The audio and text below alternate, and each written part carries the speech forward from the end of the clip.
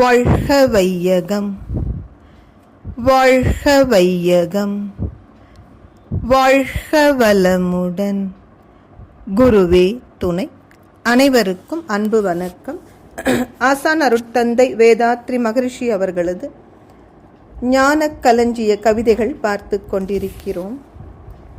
இன்று கவியன் 204 தமிழ்நாடு பிரிந்தால் என்பது தலைப்பு. மதுரை மக்கள் சென்னையரை வடவர் என்று மதித்து பாண்டிய நாட்டை தனி கேளாரோ. இது சமயம் காவிரி பாய் சோழ நாட்டார் எங்களுக்கும் தனி நாடே வேண்டுமென்பார். புதுமுறையை ஒவ்வாத சென்னை மக்கள் பொறுப்புணர்ந்து ஏக இந்தியாவில் சேர்வார். இது வகையில் தமிழ்நாடு சின்னா பின்னம் ஏன் ஆகா, எவர் தடுப்பார் எண்ணிப்பாரீர். அருட்தந்தை அவர்கள் தன்னுடைய சமகால சூழ்நிலையை கண்ணுற்று எழுதிய கவிதை இது. ஒரு காலத்தில் தமிழர்கள் தனி நாடு வேண்டும் என்று ஒரு கோரிக்கையை முன்வைத்து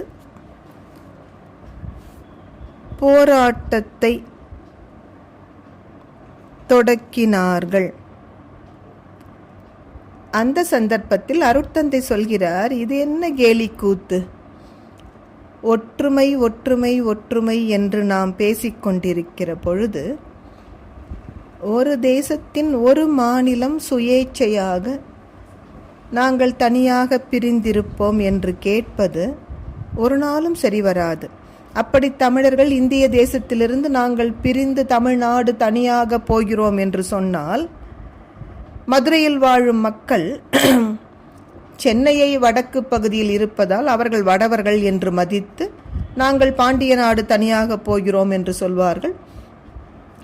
அதேபோல் காவிரி பாய்ந்து வளமூட்டுகின்ற திருச்சி பகுதிகள் நாங்கள் சோழ நாடு, நாங்கள் தனியாக போகிறோம்பாங்க.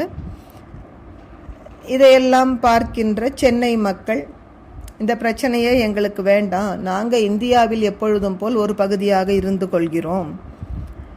இப்படி தமிழ்நாடு சின்ன பின்னமாக ஆவதை யார் தடுக்க முடியும்?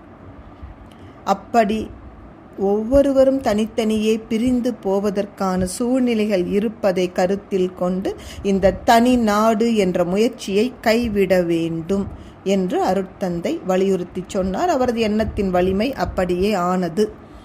நாம் இன்று அற்புதமாக இந்தியாவின் ஒரு பகுதியாக தமிழர்கள் பல சௌகரியங்களை அனுபவித்து கொண்டிருக்கிறோம்.